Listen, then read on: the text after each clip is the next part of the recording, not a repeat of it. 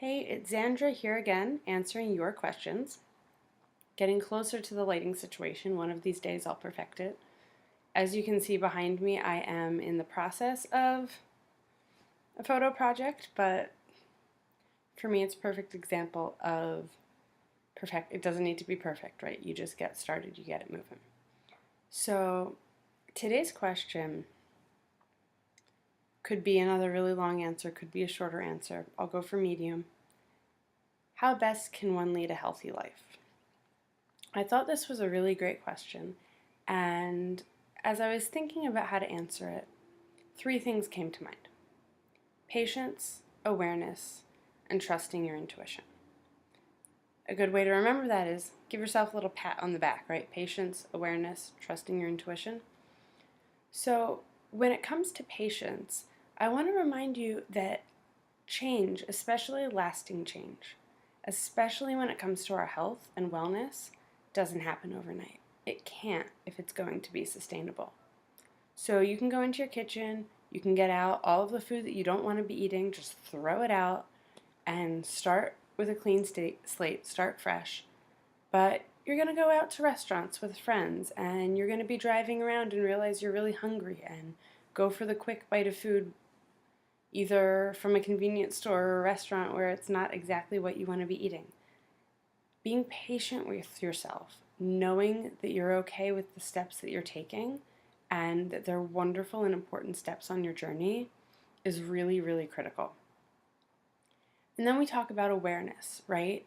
Where you know how these things make you feel. You start to bring awareness to what things you are doing in your life right now and how they're making you feel. So maybe you start to realize, as I did, I'm not strictly gluten-free, but I've come to a point where I try to avoid it more because I realized every time I eat a sandwich, even if it's got the healthiest stuff inside between the two pieces of bread, I get a stomach ache. I feel sluggish. That started with awareness. I didn't cut out bread completely, still.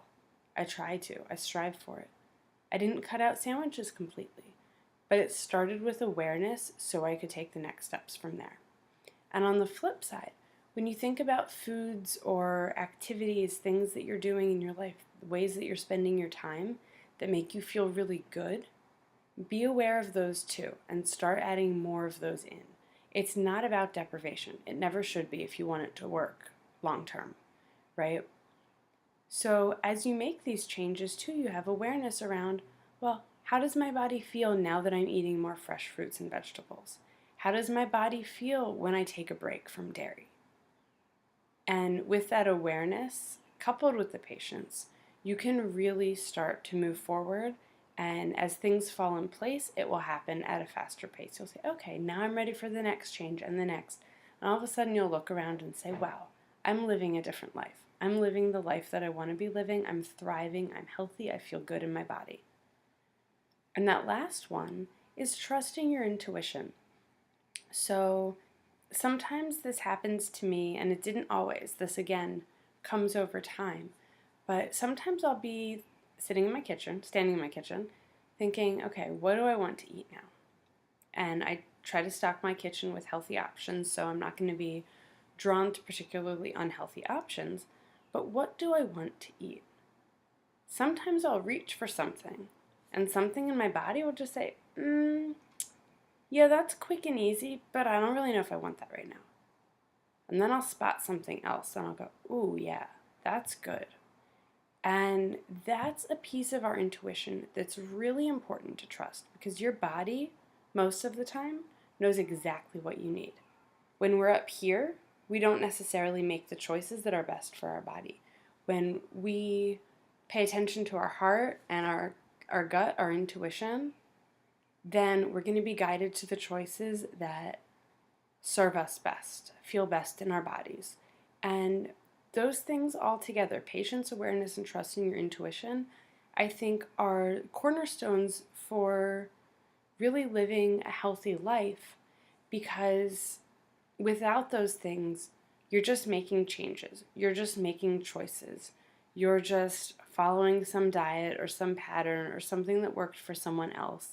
And long term, that's not what's going to serve you.